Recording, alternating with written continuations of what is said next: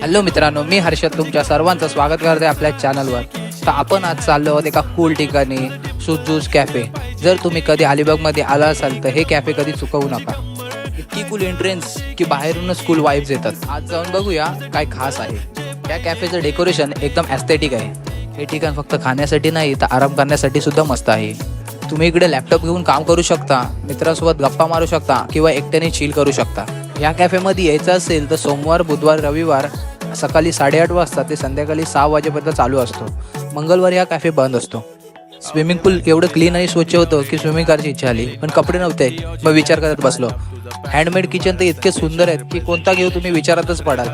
Game खेळून दमलो, मग खाण्यासाठी ऑर्डर दिली.